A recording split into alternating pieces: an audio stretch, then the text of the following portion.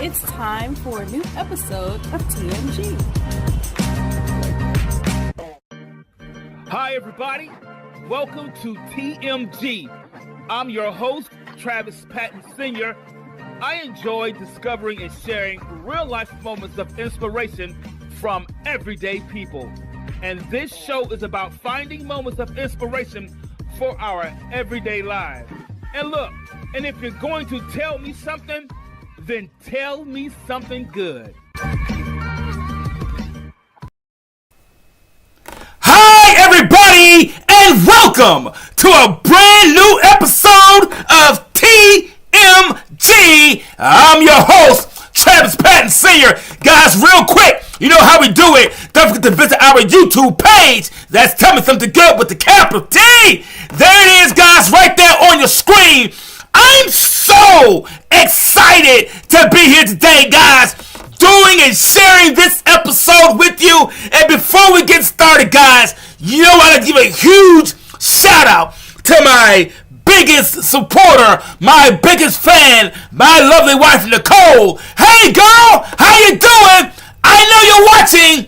I know you're listening. Guys, I say this every time we have this show, and I mean this. This show has really taken off, and it's being heard in places all around the globe. Yeah, right now, someone in Egypt is listening. Someone in Canada is listening. Someone in South Africa is listening. Someone in the Philippines and in Germany is listening to TMG. It's incredible. It's amazing. I'm so excited, and maybe this is your very first time tuning in. Your very first time listening to the show. Let me tell you, thank you. I'm so glad you decided to tune in. And maybe you found me by mistake. Either way, I'm glad that you're here. And say, Travis, hold on, man. I've been listening to your show since you've been starting, man. I've been with you since day one. Thank you so much for your continued support. Man, I am so excited for tonight's episode. I can hardly wait. It's an episode that's really dear to my heart. It means a lot to me. But all my episodes means a lot to me. But this is a little special, you know. It's a little special to me. So I'm really excited to jump into it, guys. But you know how we like to do it here at TMG. Before we get started, guys, though, this show is all about finding moments of inspiration with everyday people like you and with me. So if you have an inspiring story that you would like to share, drop us a line. That's TELL me something 21 at gmail.com. Now you say, Travis, man, I'm a little camera shy. I do not want to come on camera, but I do know someone who has a story that is worth hearing. Drop us a line. Send us their information, guys, and we'll be more than happy to have them on the show. And you know what? You don't even have to say anything. You can remain anonymous. So how about that? Thank you very much. And guys, you know there are a couple of affiliate sponsors that are part of TMG. That's right. We have some affiliate sponsors. And guys, I want you to visit our sponsors who will help being part of TMG. I'm going to play their information right now. After that, we're going to dive right into this show, and we're going to get started.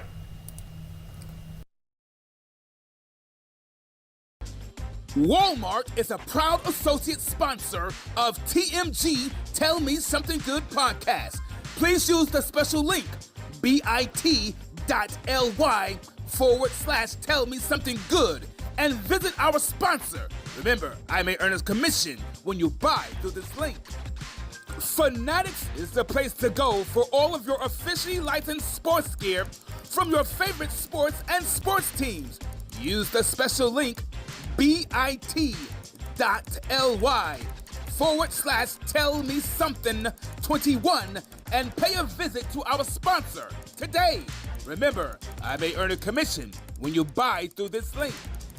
And by Mint Mobile. Sign up and find the cellular plan that's right for you. Use the special link bit.ly/Tell Me Something Mint and visit our sponsor.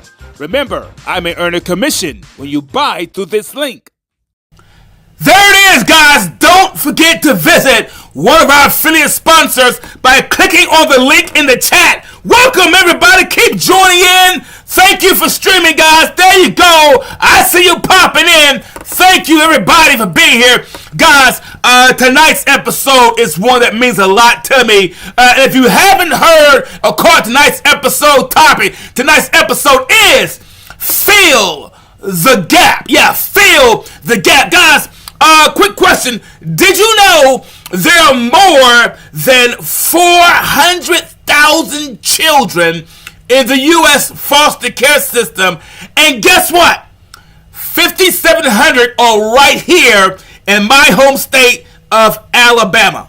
That's right here in Alabama. 5,700 are right here in our home state. And this is according to the Alabama DHR, so it's not a number that Travis pulled off the top of his head. Verified sources. Now, with numbers like this, it's no wonder the need for help in areas of foster services is growing.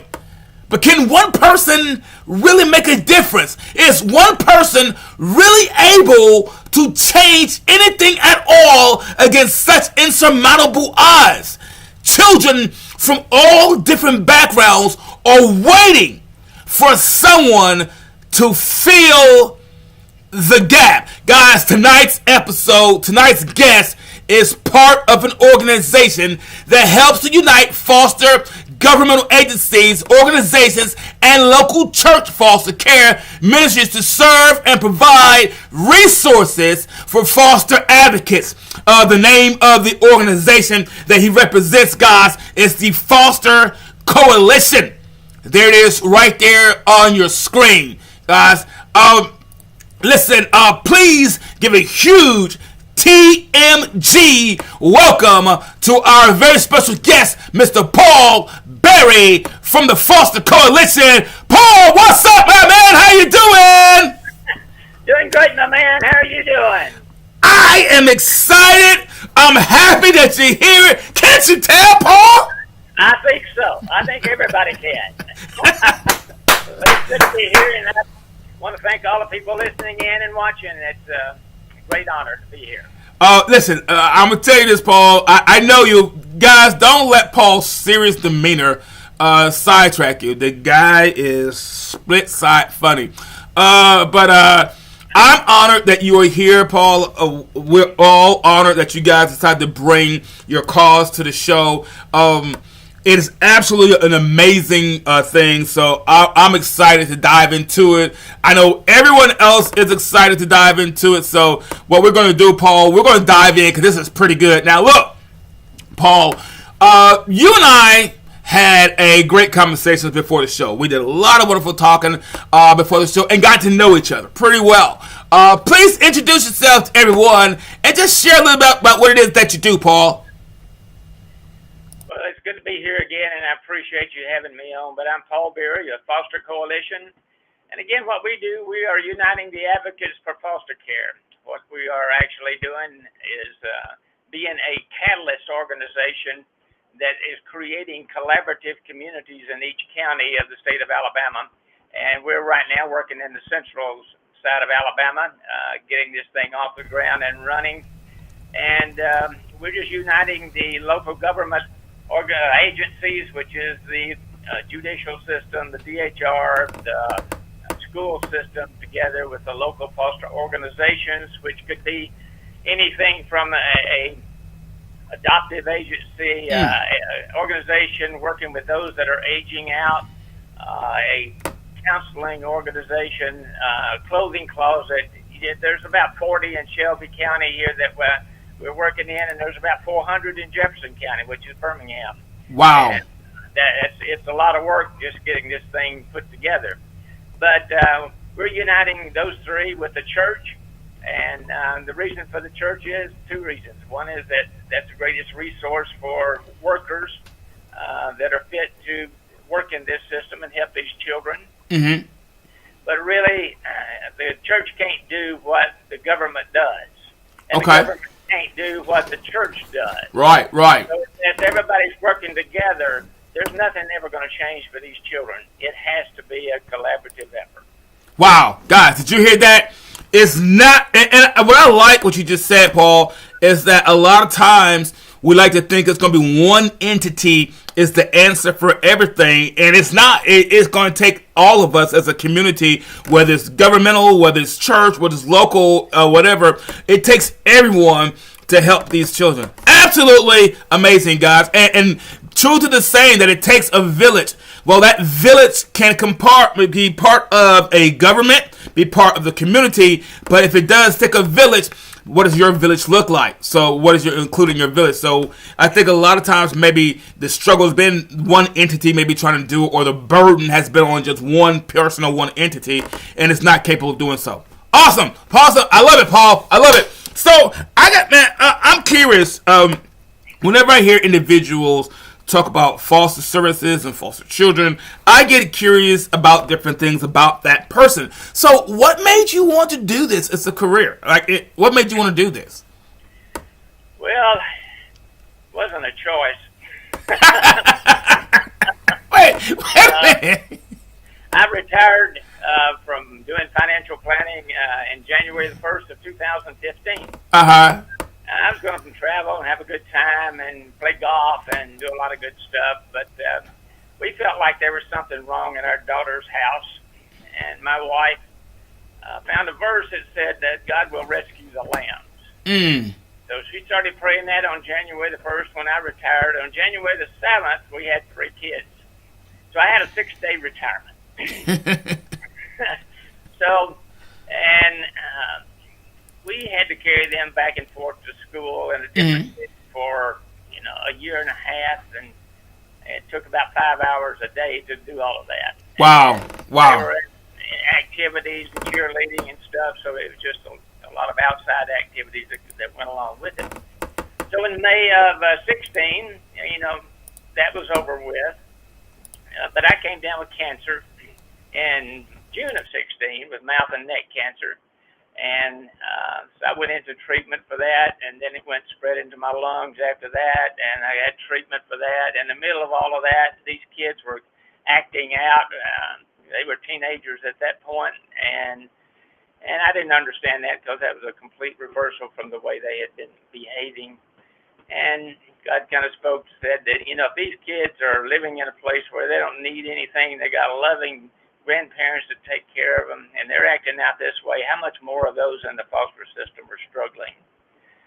So he said, I really need you to get out and find out what's going on. But I said, I can hardly get out of bed with all this treatment and stuff. So we just kind of left it at that, and I was treating these kids with tough love, which is normal way that I thought, you're supposed to handle these kids, because I'd never heard of trauma.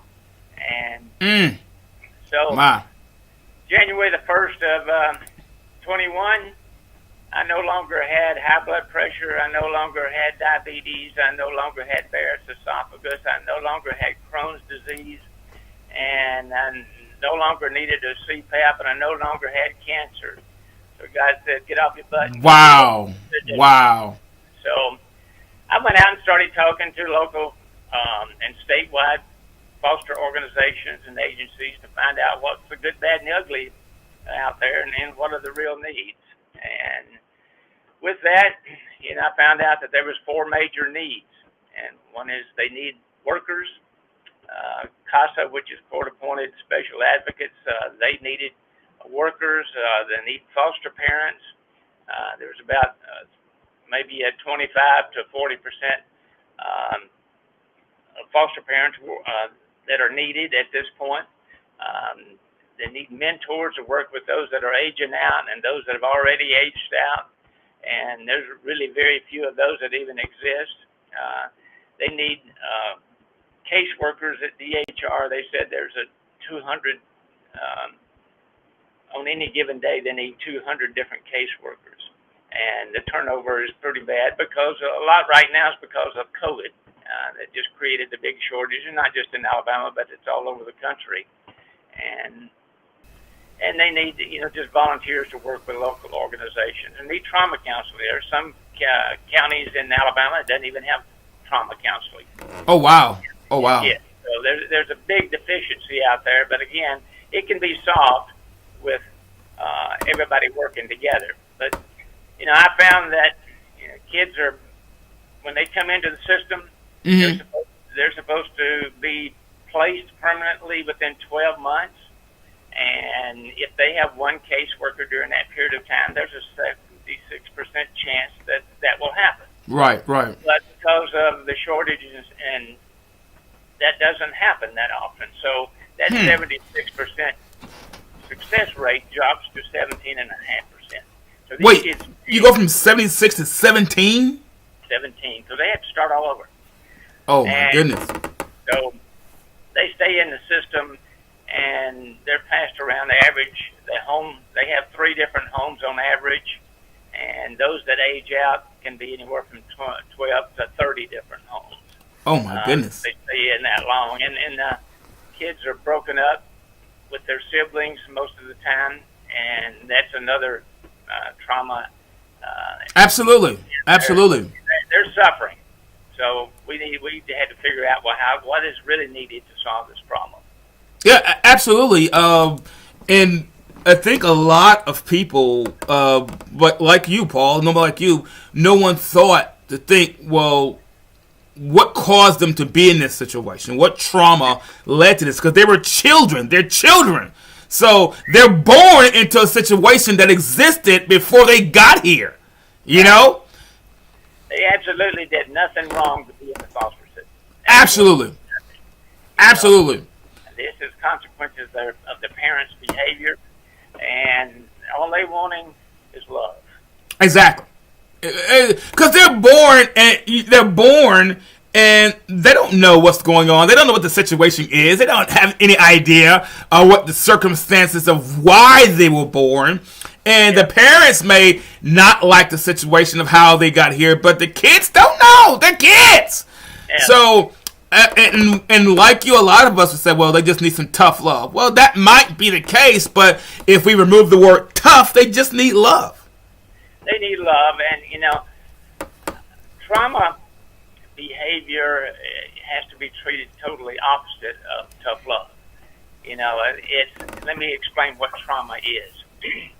Trauma is trying to get your needs met, but the normal way of getting them met doesn't work.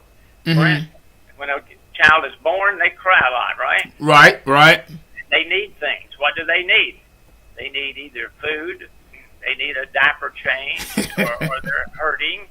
Yep. So they cried in order to get those things recognized and that problem solved. Absolutely. But the story goes, if you go to China and go to the orphanages over there, the quietest room in the whole orphanage is the infant room. So they have cried, and it didn't work, so they just shut up. So trauma, so as kids grow older, they learn other ways to get their needs met. So okay. All that is acting out. And the older they get, the more harsh the acting out gets. Right. A 3-year-old trauma is totally different than a teenager acting out in trauma. Correct. They have to be parented differently. And the problem is most people don't know how to parent trauma.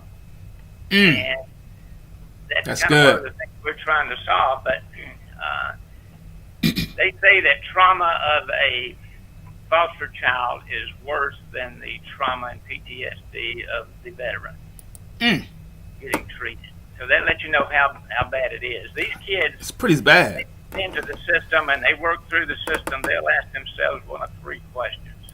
Will I lose one or both of my parents to death? Oh, wow. First, addiction, desertion, or prison. That's their security.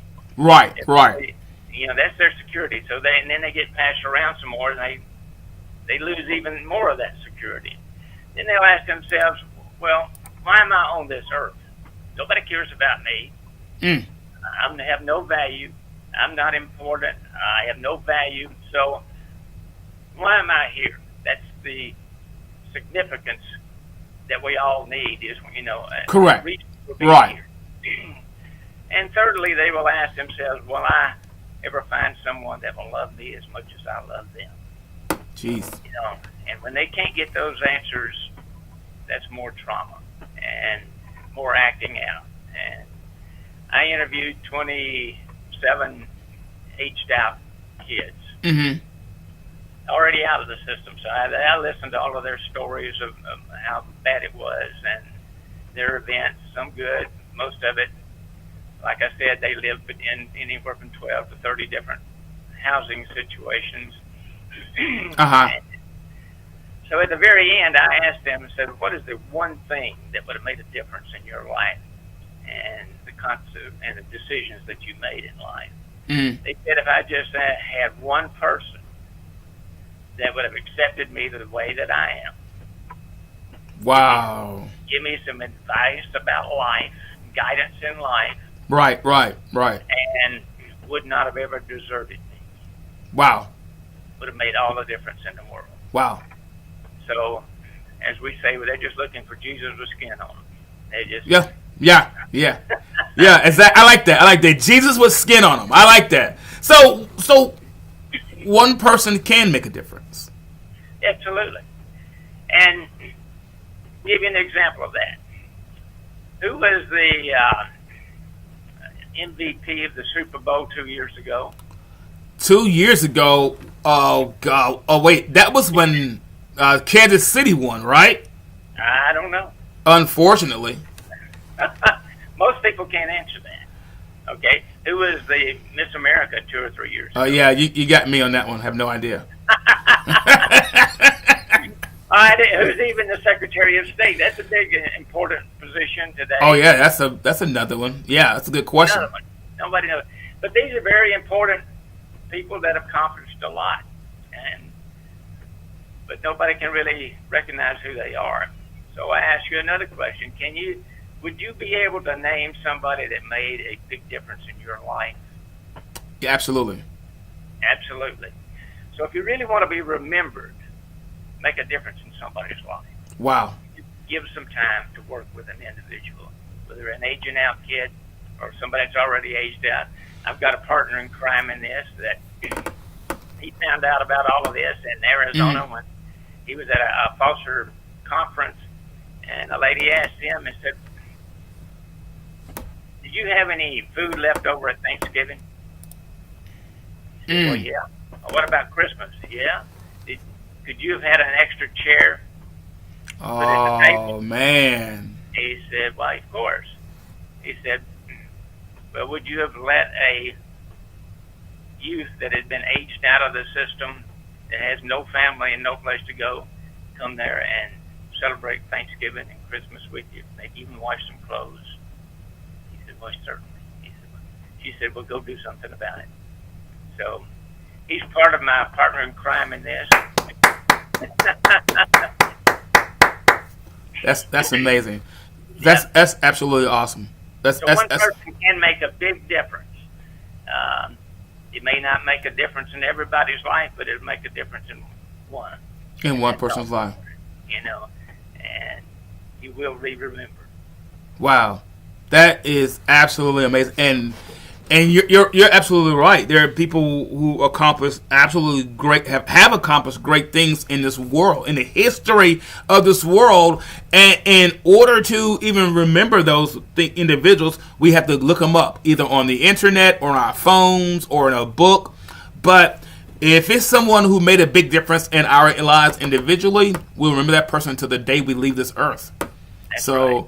Absolutely. So if you want to be remembered, make a difference in somebody's life, guys. I know you heard that. I did. It rang a bell with me. He got some wheels turning in my head, Paul, and that's a good thing.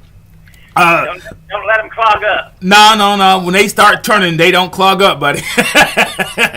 What are some of you've been in this, so you've been working with foster children for a while and in the system for a while, and so I mean you've probably seen a lot of stuff. You've probably seen a lot of changes, things coming left and right. You've probably seen new ideas pop left everywhere, kind of like popcorn, you know. What are some of the biggest changes in terms of how things are done to help children that you have witnessed since you began?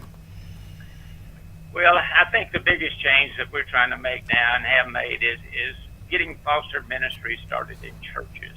Okay. Because, again, we need bodies. Number one, we need to stop the turnover. Number three is we need all the organizations and these foster parents and mentors, whoever that's working with these kids, educated about where their resources are, how the system works. Right. And then we need communication. We gotta get everybody talking together, working together, and so that they can solve these problems. And communication and this whole system is really based on the Tower of Babel. You might remember that in the Bible. Oh, I do. They're building this tower to heaven, and God looked down on them and He said, if these people are united together, they can do anything. Solve a problem and can communicate. There's absolutely nothing that they can do. That's right. And so that's where we're at. We've united all the organizations, government, churches together to solve a problem with the foster system, and we got communication systems going to where they can talk with each other and work with each other. But there's another big one there that's needed is the image of the foster kid.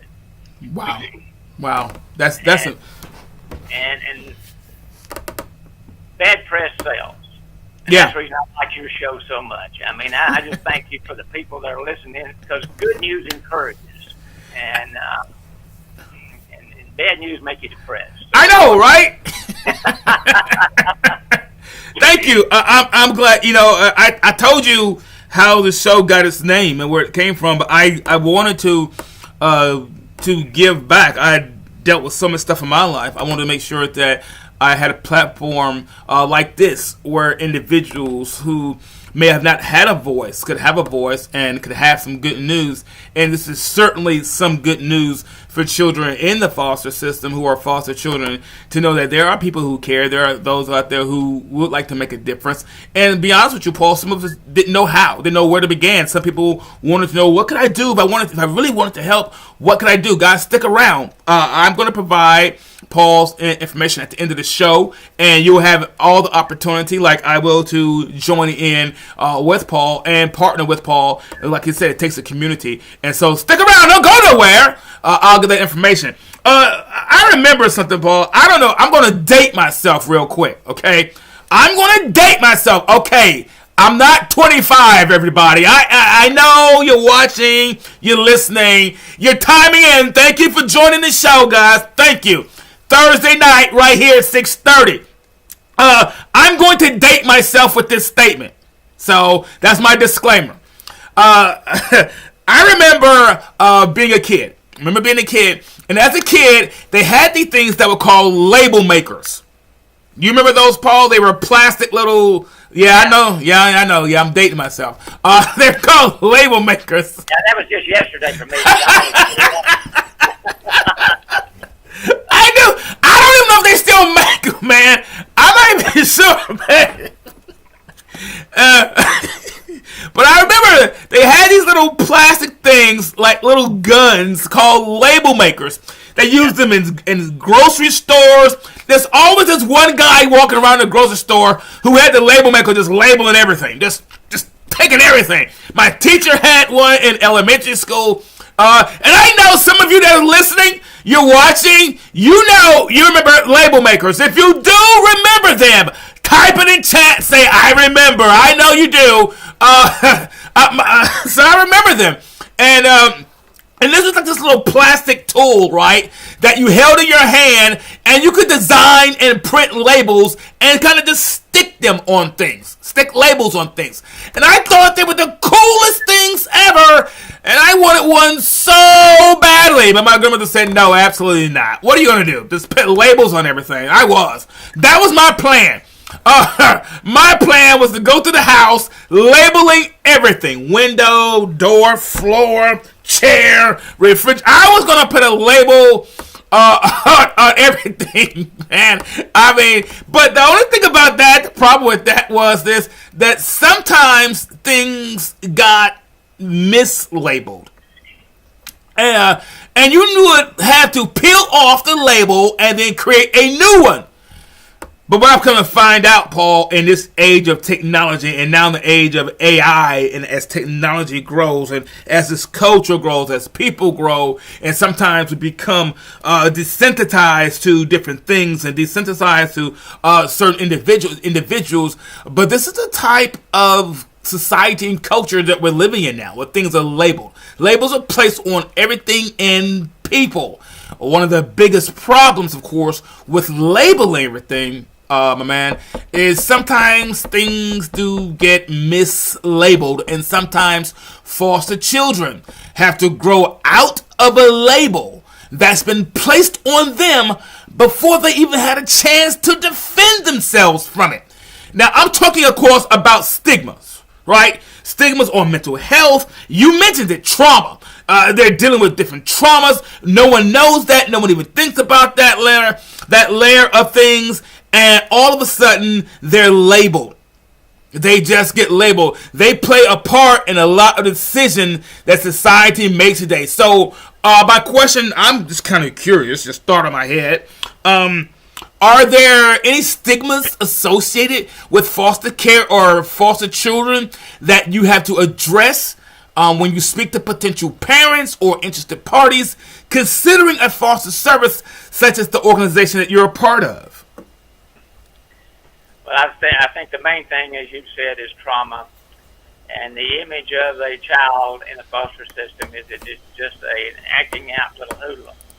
And that is ugly, weird, but then when you go see a bunch of these kids, they're just normal looking and acting children, just trying to survive. You know, a lot of the image that the children get are based from the image of their parents that got them into the system altogether. And that's not good. You know, the children coming out of homes where drug addiction has occurred and is prevalent, the number has risen 300% in the last few years. So these kids get placed with that kind of an image, and it gets to the point to where even people don't want to work in the foster system because of the behavior and the image that is portrayed out there. And as I said in the beginning of the show, only news that's really portrayed out there is bad news. And DHR, it only gets bad news. And so we need good news. So I got a partner in crime. As I said, Mike Owsley, he's actually, he's a TV producer. Hey, Mike! Yeah, he's he's been up for 3 Emmys. And, wow! And he does 70% of Alabama Public Television's TV. Wait a minute! 70% of the TV here in Alabama?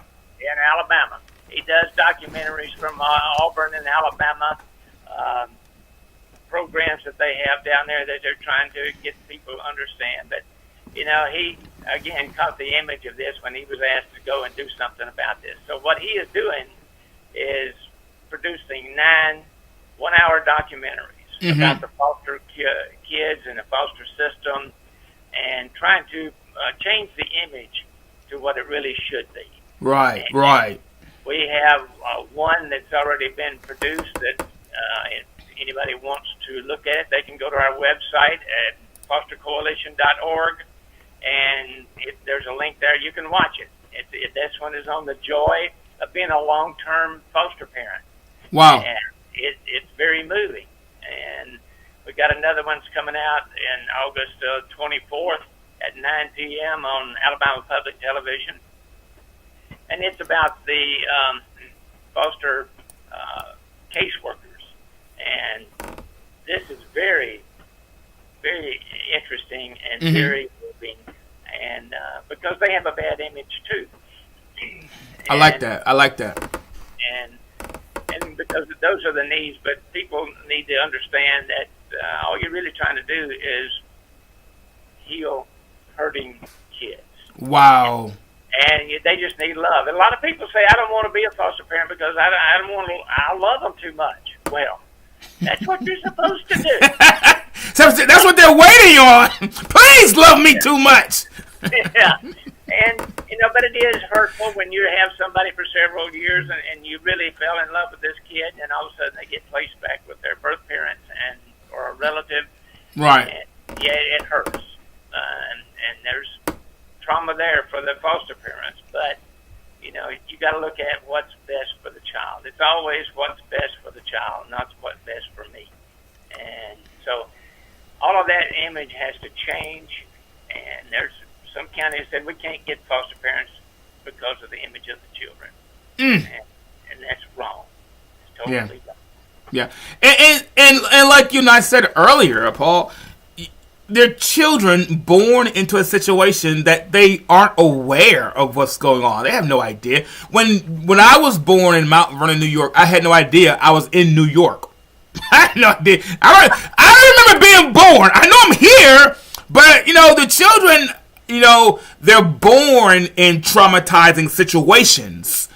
And so they can't help but that trauma gets on them, and can get in them. And so a lot of the behavior they get is because they were already traumatized or born into traumatizing situations that they had no opportunity to even to defend themselves about. If someone would say, hey, Paul, you're too short. Well, if you're, 6 months old, you can't defend that. You don't know how to fight that. So you become what's around you. You emulate your surroundings. You emulate what you see. Some may act out. Some may do this. But you don't know how to properly defend it when you haven't been given the proper tools because you're in a traumatizing situation. So when we see children in the foster system, they get that whole bad rap that they're just somebody else's problem. I don't want somebody else's problem child. Instead of thinking, well, what caused them to have that problem? What started that problem? Because they weren't born with a bad attitude. They weren't born acting out. Something caused that. And great way to bring up that point, Paul. And Mike, we want to get you on the show. If you're doing documentaries, Mike, just a shout, just let you know. We may have to get you on the show, man. Are there any so that makes me think this then. Are there any outlining factors that play a role in the number of foster children and young adults? What any outline? You mentioned drugs kind of do it, parents, a situation, things like that. Do they those are some things that kind of add to it? Yeah, I think one big issue out there is grandparents raising grandkids. There's 120,000, somewhere around that number in Alabama. Mm-hmm. And they get no recognition. They get really not very little, if any, help. But they're dealing with children also, even just like I did. And right. They act out because of trauma, and they don't know how to handle this either. So, we're really trying to recruit long-term workers through the church. We're going to churches and say, okay, if you had tools here to create a foster ministry in your church, would you want to do it? And they said, yeah, because I don't even know what a foster ministry is supposed to do, how it looks like, what it's supposed to accomplish, or anything. So we're providing free a ministry tool that was developed in Atlanta with an organization called Promise 686. Mm-hmm. And it operates in 1,400 or so churches around the country. Oh, wow. So it's a pretty big organization there. Pretty big organizations. And what we're doing there is we're giving that to them, and then what Foster Coalition does is come along beside the lay leaders and walk them through how to start and implement and manage a foster ministry in the church. And it doesn't require any time from the pastor, we're not charging them anything. So I'm trying to overcome all excuses not to do it as possible. Right. So then once we get it started, one of the main things that we're trying to get started is to where every foster parent in that church, and if you don't have any or many there, they can go outside of the church and find foster parents that need a support group around them. That's nice. That's good. That's good. Because I honestly, I don't see how a foster parent can make it any length of time without some kind of support, because taking care of a traumatized child is equal to maybe 2, sometimes 3 other children, because you got to take them to counseling. Oh, yeah. You got all these other activities that they have to be in, go to court. Right. You know, if they don't have somebody to help them with babysitting while they're doing that, or take them a meal once a week so they don't have to cook and they can just fellowship with each other, babysit so the parents can go out and get a life a little bit and have a life. I know, right? Absolutely. I like a life. And so, the normal statistic for foster parents is that there's a 50 to 100% turnover every year. Mm. But if they just had a support group around them, that goes to only 90%. Well, we'd still be there in 1 year. So you really reduced it down to 10%. But the other thing that we're trying to do is we get the organizations out here to teach these foster parents and mentors and other people that are looking at coming into the organization and working in some form, shape, form, or fashion as to what are you getting into, so that they know what they're getting into. And there we got maybe a judge come in and talk about what does the legal system do, what's the judge do, what does the HR do, what does a CASA worker do, what is an ISP, what is a GAL, and what is the Bill of Rights of a foster parent. And so they're equipped to understand, well, this is how the system works. And then we come in, another one may talk about resources. Where do you find help? How do you get things paid for? And what's the process and the procedures? Others may come in and they'll talk about trauma, recognizing trauma. And the trauma of a 3-year-old is totally different than a trauma of a teenager. And how do you parent those? And because parenting is the most important thing. And there's, we have an organization come in, how do you recognize sex abuse, physical abuse, or emotional abuse, so that they are really equipped for what they're getting into. And we're also having the church take the potential workers through a 30-day devotion book called Ready or Not that helps them determine, are you really called to do this? And what do you know what you're getting into, so that you're prepared for it. And those that go through all of that, the statistics are that 80% of them will still be there in 5 years. Wow. So we're trying to lower the turnover, get workers, and educate them all about everything, and then get them communicating. So we'll have fellowships for all of these workers, so that, especially for the leaders of the organization, where they can come in and fellowship with other churches, leaders. And Exactly. And what are you doing? How are you doing this, or whatever? And then we may have a DHR worker or a CASA worker or come in and talk about what's the urgent needs that we have to have right now. Correct. So they be focused on what they need. So we're here to solve problems, and we've gotten all the organizations that work with the agent out together to discuss what are the problems and what needs to be fixed. We find out 70% of all the people that are in our prisons today have the foster system. 65% of those that are rescued out of sex trafficking have been in the foster system. 65%?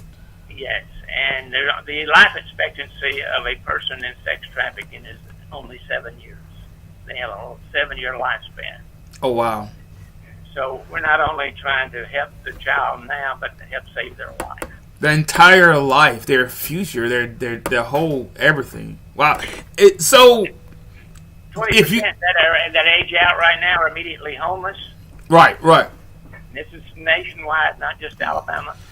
So across the nation, this is something that occurs across the nation. So whether you're here in Alabama, or whether you're in Pennsylvania, or whether you're in Chicago or Florida, wow. it may fluctuate 1% or 2% in each state on Right. these numbers, but they're all about the same. And but they're just innocent kids that didn't have a way to make it. When they age out, they all have in Alabama, they have a 100% college education paid for, but only 3 to 5% take it. Wait a minute. Wait. When they age out, they have college paid for? Paid for. But only maybe 3% take advantage of that opportunity. And I didn't know that. They age out of the system, and they age out with college ready for them, but only a few. Yeah, and 70% said I would have taken it if I'd known about it. Wow. That's information right there. That's understaffing. And, and they can get other trade schools paid for and all of that. But they need a job when they get out, right? Right. How are they going to get to work? They don't have a car. They don't have transportation. So they have to turn to illegal activities in order to survive. And those that are in 5 or more homes while in their foster stay, 90% of that 5%, or the 5-year holding period, will commit crimes. So if they have 5 or more foster homes, 90% of them will commit a crime. Wow. That's the reason there's so much in the but they're just trying to survive. But Right, they're not right. prepared for what they're getting into. And that's the reason they need mentors to come along beside them. Correct. That was my next thing. That's where mentors come in. But again, it still has, Paul, it goes back to what we were talking about earlier. They're born into traumatizing situations. So the behaviors represent or emulate traumatizing behaviors. And so they bring trauma on society because they're stuck in this entire internal cycle. It's this internal cycle that's going on inside them that someone said, had I known once I get out of the system, age out of the system, I could go to college, I would have taken that opportunity. Right. But because I didn't know about it, here I am. That's where the mentor comes in. They just come in, take them to a ball game. Right. Just lay around and just shoot the bull, and develop relationships. Find out what they like and what you like, and go do something together. Exactly. Or whatever. Teach them how to drive. The average age of those that I talked to, that when they learned to drive, they were 25. Wow. So they can teach them how to drive, maybe even help them get a job, how to keep a job, how to quit a job, so that they can know about life and how it functions. And they're going to stand a better chance of getting out. Maybe they can even help them get a car. We have an organization that we work with here in Birmingham called Hearts of Wheels. Mm-hmm. Him and his another old retired codger like me that has retired, and him and his wife, they will raise money to buy cars, and they will fix them up. They got organization or other dealerships and auto operations out there that will fix up these cars that cost or nothing. And so twice or 3 times a year, he will give away some cars. They give away about 25 cars a year. Wow. But they may give out 10 cars at a time, and he may have 100 kids applying for those 10 cars. Oh, wow.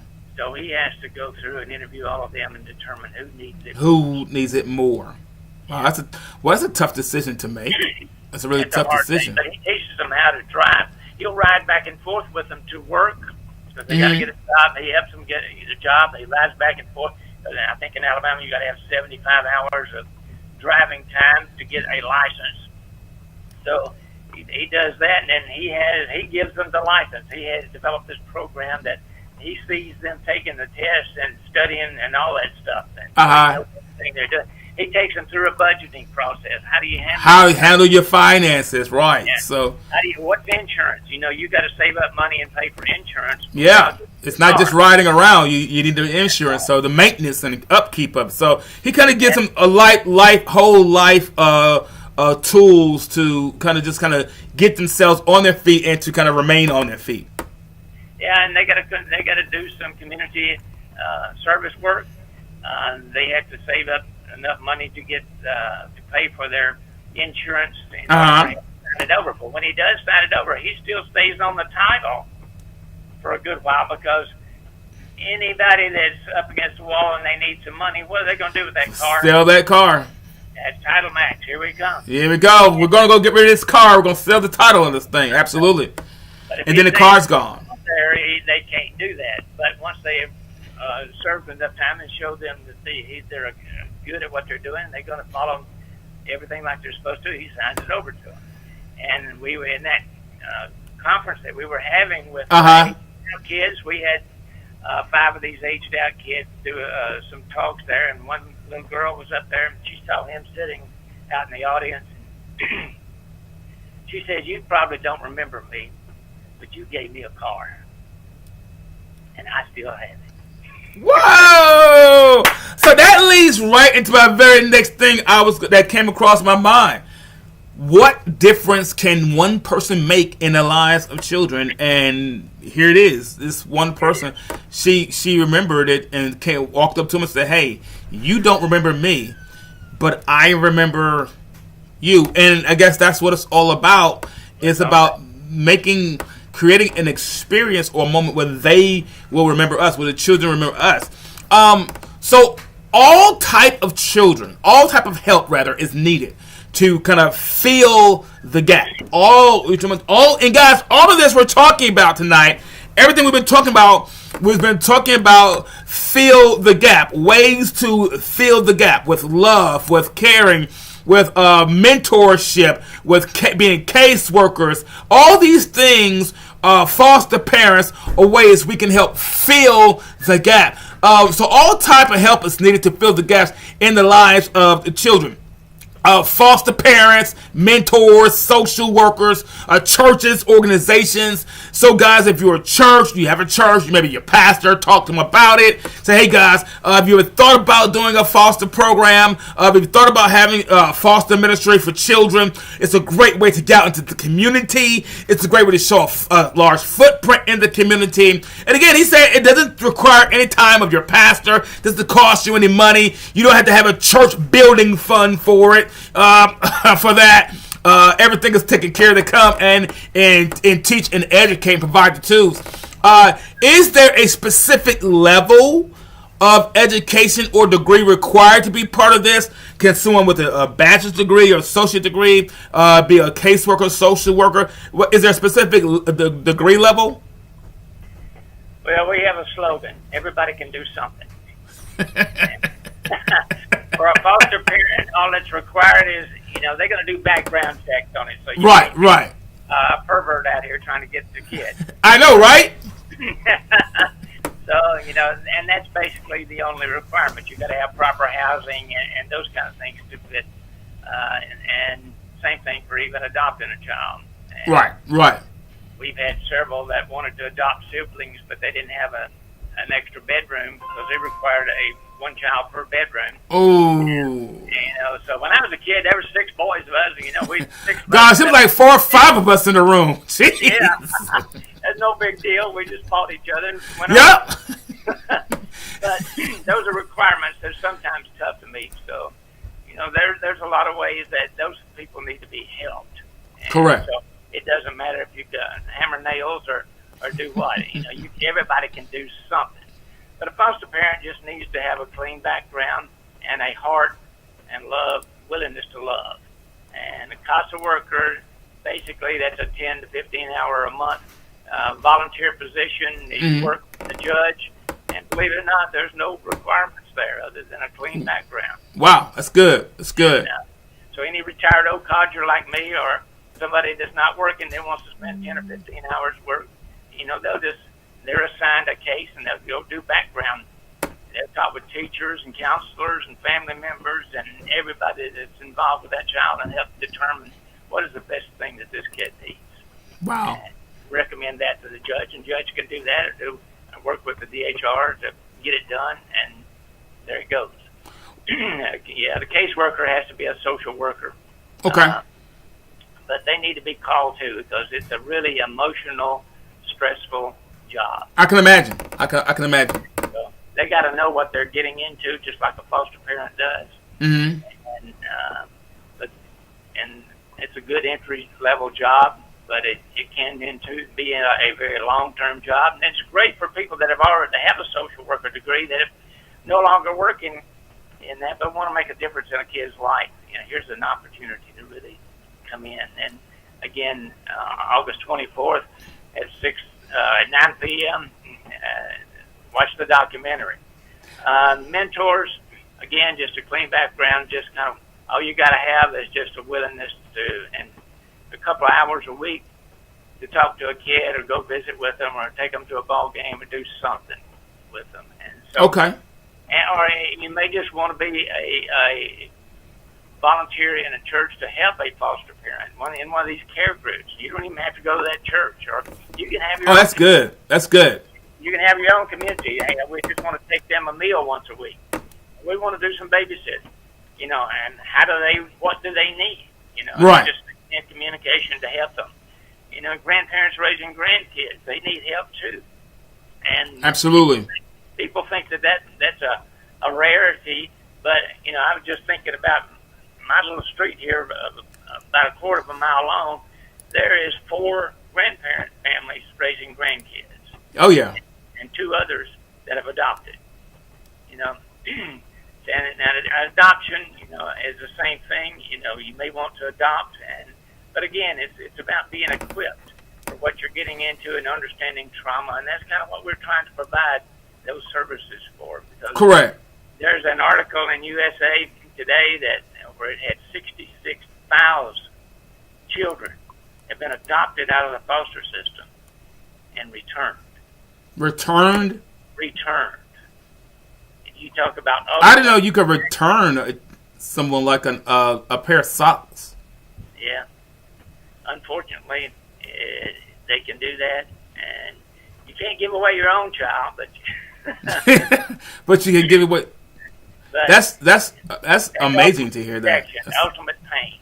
And, yeah, absolutely. Talk about adding trauma on top of trauma. On top of trauma. I mean, that's where they need support, just like a foster parent does. Mm-hmm. And they need trauma counseling. There's a lot of organizations that really provide that. There's Children's Aid Society here in Birmingham. They will give counseling before you adopt and for years after you adopt. Lifeline here does a lot of parent counseling trauma. And so I don't know what they are in all the other counties in the state. Some maybe none, but there are some out there. But I would encourage anybody looking at adopting to go through the Ready or Not book to find out if you're really called to do this, because this is what you're getting into, and really understand trauma, because trauma is the number one issue. And, wow. So let me ask you a question. Do social workers, social workers, do they have to have a certain degree level to work? Bachelor's, associates? Yeah, just a bachelor's in social work. Awesome. So a bachelor of social work, and it can come and get started with the organization. Absolutely. That's it. Yeah. And like I say, they only need 200 on any given day. And again, I would encourage you to go through the Ready or Not book because it really helps you understand what you're getting into. And contact us on our website, just info at Foster Coalition, and ask us a question. Oh, I'm going to about this USA Today thing. Yeah, give me an article about trauma. Give me right. I would start a foster ministry in my church. What I do? Okay, we'll guide you through the process if you're not local here. So it's in local. We got people that really do that, and it's very beneficial. But we're trying to reduce the turnover. And the only way to do that is really to help people understand what they're getting into so they're prepared for it. And they're doing it out of love and called to do so. Wow. That's absolutely amazing, guys. I'm going to get your website up here in a minute so everybody could view it. But first of all, I want to thank you, Paul, so much. Thank our very special guest, guys, Paul Berry with the Foster Coalition, for being with us today and for joining us. And I hope, Paul, this will not be our last time. Let me just say this to you. And I know you have your colleagues and some other people listening with you. Hey, Carolyn, by the way, I know you're listening, Carolyn. If there's ever a chance, opportunity, you guys need a platform, need to come on, guys. You, Carolyn, anybody, contact me. You have my information. You guys are always welcome here on TMG. If you say, hey, Travis, guys, we have something going on, and we would like to have you talk about it or come on your show. You always have a spot here at TMG, Paul. You and anyone else that you have there, but just don't ever worry about this being the last time. Guys, I'm going to put up Paul's information for us real quick. I'm going to take my mug shut off here, as Paul would say, and I'm going to put up Paul's information. There it is, guys, right there. There it is. It's coming up on your screen. There it is, the Foster Coalition .org. P.O. Box 382-2241 is right there on your screen. If there's anyone who wanted to get in contact with them, I'm going to actually show you their website real quick so you can see it. There it is. That's their actual website. It has all great information on there right now, as you can see. It has resources for churches, agencies, and organizations. Also has the contact information. Ways to donate and help out. We say, Travis, I don't feel led to be a foster parent or a mentor, but I do want to help in some ways. There you go. You can donate. Of course, it's the About section as well, so you can also help us out in that area as well. So there we go, guys. But that is absolutely amazing there, Paul. So, Paul, thank you for being a part of the show. Do you have anything you'd like to say, Paul, before we get up out of here today? I need somebody to improve my looks. No, I just encourage everybody to get involved because these children desperately need loving people like you. Awesome, guys. Listen, I told you, don't let his serious demeanor fool you. Paul is definitely a comedian by heart. I think he missed his trade somewhere along the lines earlier in his life. But he's doing what he wants to do right now, and I think he's doing a fantastic job of it. Guys, listen, circumstances and life challenges us all. It always challenges all, and it can be especially challenging when you're a child in different situations, traumatizing situations. We could be a solution and make a difference, as we've heard here today, and maybe we too can find a way and help fill the gaps. Guys, listen. It's about that time, and as always, it's been a real blast. I want to thank everybody for tuning in to the show, and thank you for being here today. Guys, don't forget to join the show and tune in each Thursday, 6:30 p.m. Central, 7:30 p.m. Eastern, right here. And guys, don't forget you can stream in on your favorite streaming platform like Apple Podcasts, Spotify, Google Podcasts, Amazon Music, Pandora, and so many more. Thank you once again, Paul Berry of the Foster Coalition, for being here today. And I want to thank everybody for tuning in. And as always in party, if you're going to tell me something, then tell me something good. I'm out of here.